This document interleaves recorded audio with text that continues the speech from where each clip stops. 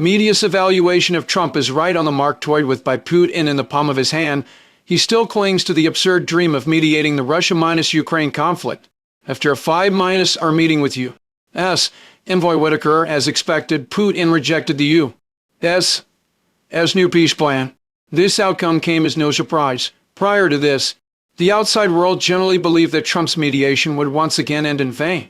However, after the meeting between the two sides, Trump remained quite satisfied with the talks, stating that the negotiations went smoothly and that he was certain Putin wanted a ceasefire. Such a stubborn attitude was simply unbearable for Western media.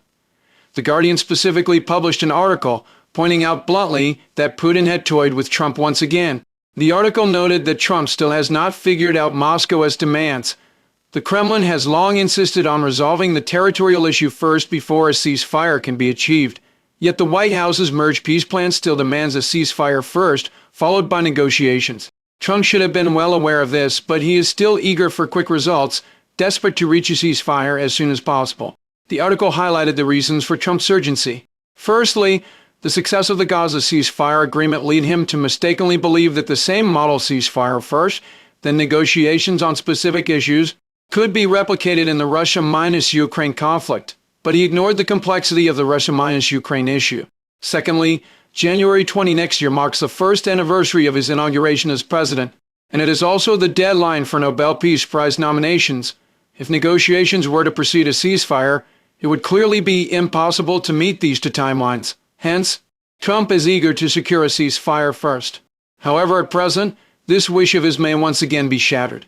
Looking at Trump's actions in mediating the Russia-Ukraine conflict over the past 10-odd months, it can be said that he has never had a complete plan or action roadmap. Moreover, his attitude has been erratic. Though he has pressured Moscow multiple times, all efforts ultimately fizzled out. In May, after forcing Ukraine to sign a mineral resources agreement, Trump began pressuring Moscow, claiming his patience had run out and demanding that Russia and Ukraine resume negotiations. Russia did not refuse, and 3 rounds of negotiations were held with Ukraine and Turkey. But the only outcome achieved was the exchange of prisoners of war and remains. In July, Trump issued another countdown warning to Moscow if a ceasefire was not implemented within his specified deadline. He would impose level to tariff sanctions.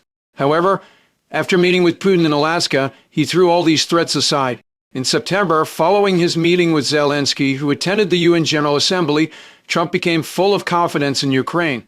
He posted a message on social media to support Ukraine, arguing that with Europe's support, Ukraine was expected to regain its historical borders, and mocking Russia for being mired in huge troubles. Putin ignored this entirely. In October, news emerged from the U.S. side that it was considering providing Tomahawk missiles to Ukraine. Before Zelensky arrived at the White House, Putin made a phone call to Trump. The result successfully dashed Zelensky's attempt to secure Tomahawk missiles, and he was even forced to hold a press conference on the sidewalk outside the White House. It is evident that every time Trump's attitude toward Russia tends to harden, Putin always defuses it effortlessly. Now, as Moscow has rejected the new peace plan, media reports indicate that Trump has once again turned his fire on Ukraine. After Henry Yermak, one of Zelensky's former allies, was investigated by anti-corruption authorities and forced to resign, Zelensky has also been implicated. Dmytro Dmytruk, a member of Ukraine's Verkhovna Rada, posted on social media stating that the top leadership has issued an order to Zelensky, requiring him to resign within a few days. The report did not specify which party the top leadership refers to, but who else could it be besides the White House?